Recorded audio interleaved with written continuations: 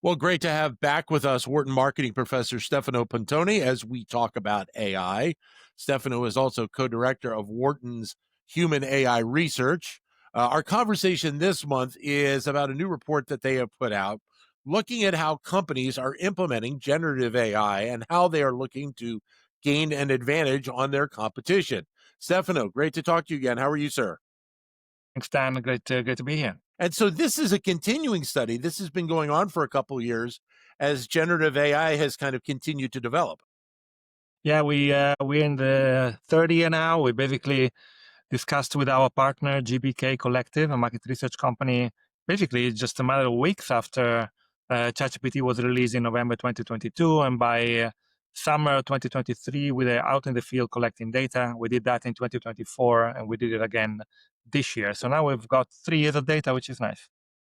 Where are we in terms of the development of generative AI and kind of the understanding that companies and maybe more importantly C-suite executives have on how much it is going to be used? Yeah, so the survey, it's a large sample of senior executives and management directors and up. About half of the sample are vice president or C-suite level. So it's a way of getting the pulse of senior leadership in large US companies. That's basically our sampling frame. And we measure lots of questions. We ask them a lot of questions about their own use of generative AI and their organization and their functions. We have people across basically many industries and all functions. And so we are getting a bit of a picture or where companies stand in their Gen AI adoption process. Obviously, a lot of questions around Gen AI, and one which seemingly draws a lot of attention is how it will have an impact on labor. What do the executives feel like is the path that we're going to see Gen AI and the impact it'll have? Because it's interesting, you note in the report about entry level jobs and internships and how those may not be as impacted as much. Yeah, so the conversation on jobs about Gen AI has been quite, scary or gloomy for already a while. And I think when you get in conversation with people about AI and jobs, you end up talking about Terminator and the Matrix in 5 minutes. Yeah. So, there's that kind of vibe. And especially it's been gloomy around entry-level positions. People have talked about the end of entry-level positions anywhere. That basically now you can have those AI interns who do a lot of the work that maybe you get a summer intern, MBA graduate or something to do, now using tools like deep research or other Gen AI tools. And so obviously, Gen AI is going to have a big impact on entry-level positions because the people in the entry-level positions tend to be the people who do the work, right? The people above them tell people what to do, but they at the entry level, you actually do it. And so obviously, they're going to be the ones who have to navigate and negotiate the impact of Gen AI tools on workflows and functions and so on. Now, the interesting thing in our data is that when you hear the answers of the senior leaders, you get a picture of a technology that is powerful. Everybody agrees it's going to have a major impact on every function. So it's not hyped, it's real.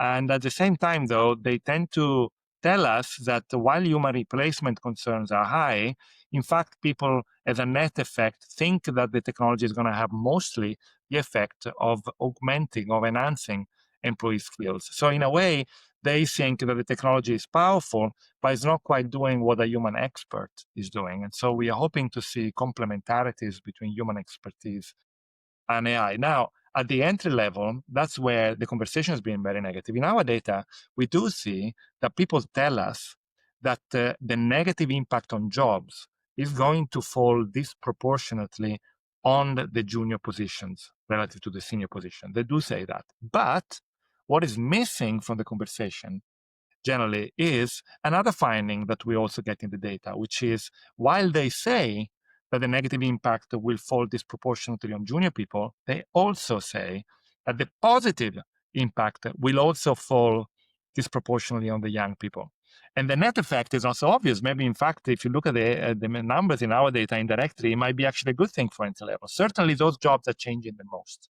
Why is it that both you will see the negative and the positive in the entry level category? Because it's a disruptive technology. These jobs are going to change a lot. And so new jobs are going to come and new ways of doing things are going to come up, and people are going to be able to perform things that now and require much more labor and maybe, specialized expertise. So lots of jobs are really going to be different, but that doesn't necessarily mean, need to mean that the jobs are going to disappear. So, from the business perspective, we are seeing obviously bigger and bigger investments made by companies in and around AI. How much of this is basically a race against their competition right now? Yeah, there's a lot of FOMO, I think, where a lot of firms feel they have to spend money on Gen AI because everybody's doing it, or because if they don't do, they look like they're antiquated or whatever. And there is a danger in that, insofar as maybe some peer kind of envy of that kind can be a positive driver for people to change. At the same time, what you don't want to do is to do something only because everybody else is doing it, and then you end up with this kind of a herd mentality, and that's not helpful. I think the important thing is for companies to realize that this technology has very impressive capabilities, and then think very, very hard about how those capabilities can be used to do a better business. And that, I think, is what we don't know. We are learning. What's the expectation then that of the type of impact that Gen AI will have? You talk about the fact in the report, this latest one, that it won't necessarily be a narrow impact, but it could very well be a pretty broad based one. Yeah, we do. We have lots of interesting questions to speak to that. And one of the section of the survey is about use cases. And we see companies endorsing very large number of use cases and already making progress on most of them. General office work is going to be impacted a lot, but also a lot of functional applications, like say marketing could be customer service versus marketing content creation, things like that. Now, what's interesting to me that this year we added for the first time some measures on return on investments, which is a big question for companies. Are we getting the returns we were hoping to get out of these Gen AI investments? And the mood there has also been quite negative over the last month or two. A lot of conversations seem to suggest that companies are struggling to see positive returns, some anecdotal evidence of that. And in our report, actually, we don't see that. What we find is that the 3/4 of the people who say they're measuring ROI, which is the majority of the firms, are reporting positive ROI, moderately or significantly positive. So, is that because of how the companies are using AI, how it's being implemented, and in different areas of their business? They've kind of taken the belief that we can use this in so many different areas that we can get a better ROA right now. Yeah, and these are self-report survey data, so you should always take the numbers, the exact numbers, with a pinch of salt, because this is what they tell us. But I don't have a view of the hard data inside the companies. They might be over-reporting, or they might be too optimistic about the results, so they might not even know and taking a guess. So there might be a lot of bias in these numbers. It is possible. These are self-reports. This is a caveat that we always need to acknowledge with this kind of data. But I do think that it gives us a very good sense for the vibe, how people feel about the technology.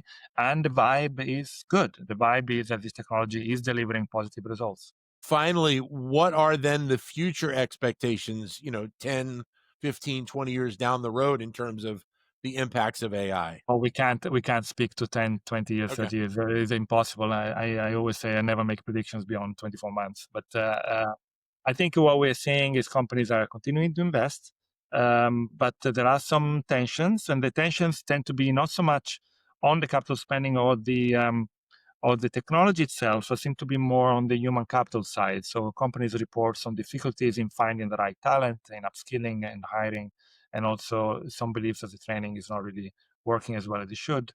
There's a lot of interesting insights about that in the report too. But basically, I think that Gen AI adoption is a big challenge for organizations. We don't have a template. We have to figure it out. And that challenge is actually more of a human capital challenge than a tech challenge. Stefano, great to talk to you once again. We will catch up with you again in a month and talk more about the world of AI.